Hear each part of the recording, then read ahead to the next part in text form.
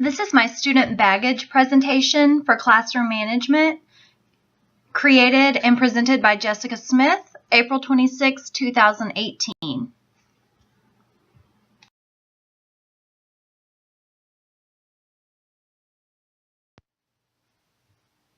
For this project, I interviewed a variety of teachers from varying school districts and grade levels taught. The first teacher that I interviewed was a kindergarten teacher from Springdale, Arkansas, and she has been a teacher for 9 years. The number one type of baggage that she stated was poverty. She said that because of poverty, students do not have appropriate diets, don't access entertainment for development, they watch a lot of TV, and do not have healthy interactions with family. The second response she gave me was that students tend to have poor relationships with parents. Parents cannot focus on social emotional skills or nurturing them because they are focusing on meeting their physical needs. Children are having to grow up and meet their own needs way too fast. They must get themselves ready for school, make their own food, take care of younger siblings, and not add any more stress to a high-stress setting. And the third response she gave me was language barrier. Language is a big factor, but I have some families that speak little English but have taught amazing work ethics to their children. It takes resources and drive in order to have two-way communication between the students, their families, and myself. The second teacher that I interviewed was from Decatur, Arkansas, and she teaches special education, kindergarten through 4th grade, and has been a teacher for 10 years. Her number one response was hunger. She stated kids come to school hungry and can't concentrate. Her second response was hygiene. Most of the time, students don't realize that there is an issue, but the other kids do and make fun of them. And her third response was emotional abuse. She stated that students' parents yell at them and do not give them the attention that they need at home. This causes the students to act out at school so that they can receive attention that they are craving. The next teacher that I interviewed came from Gravette, Arkansas. She was also special education. She focuses in the kindergarten through 2nd grade range. She's also been a teacher for 10 years. Her number one response was divorce. She said, depending on how much or little their parents have said, they can be very confused and carry a lot of feelings of guilt with them. Her second response was change in their environments at home. She stated students pay close attention to family dynamics and can tell when something isn't quite right. Parents losing their job, there's talk of moving, money is tight, there's not enough food, etc. They may not know the reason why, but they do understand that there is something wrong. Third, she said social insecurities. She said that even in kindergarten, they start determining which kids are the cool kids to play with and which kids are a little different. The social hierarchy plays out at a very early age. The next teacher that I interviewed was a high school government teacher from Stillwell, Oklahoma. He's been a teacher for 3 years.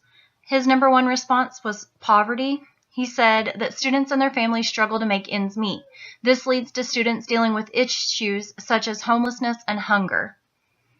His second response was hygiene, and he said many of the students have clothing that does not fit. Another issue is that their clothing they do have is seldom clean. His third response was a lack of confidence. He stated that this stems from a few different causes. First would be an absence of parental support or motivation. The second would be that the student is or has been a victim of bullying. And another cause would be that there's a very low reading ability and comprehension. He stated that he has students that read at a 1st to 3rd grade level in high school. And the final teacher that I interviewed was from Marietta Public Schools, 3rd grade. She's been teaching for 3 years. Her first response was hunger. Her second response was hygiene. And her final response were custody issues. She said that students are often concerned with whose night it is, who they're going home with. They are also influenced by the different rules and expectations at each house. And she also stated that there is more responsibility put on the student to keep up with homework and projects because the parent that they do not spend the most time with doesn't know what the student is doing or when the project may be due because of a lack of communication between the parents.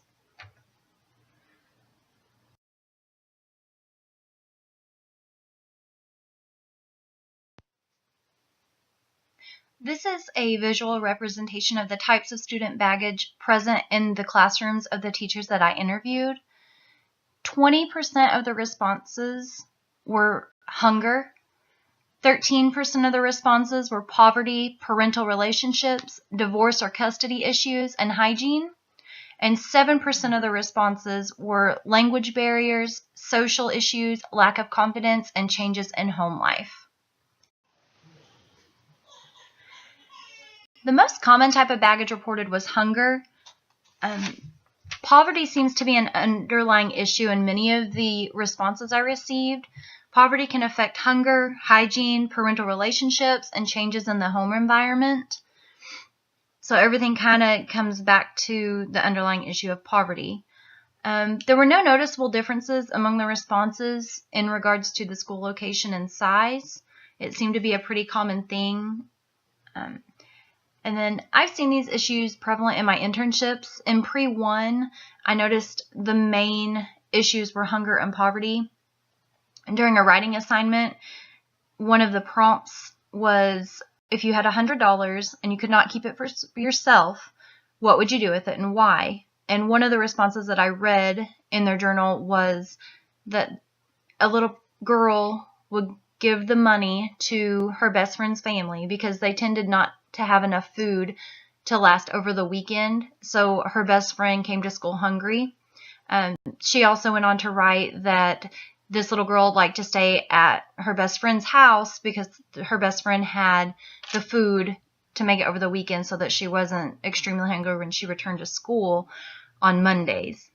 In my Pre-2 internship, I noticed that poverty and home life were two major issues. There were brothers in my class, and they tended to come in from their home late in the mornings, and they weren't prepared, looked like they had just rolled out of bed.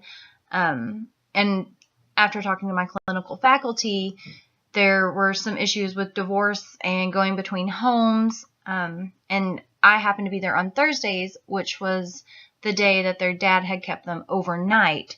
And she said that she had noticed that they came in late every single Thursday since that change had occurred in their life.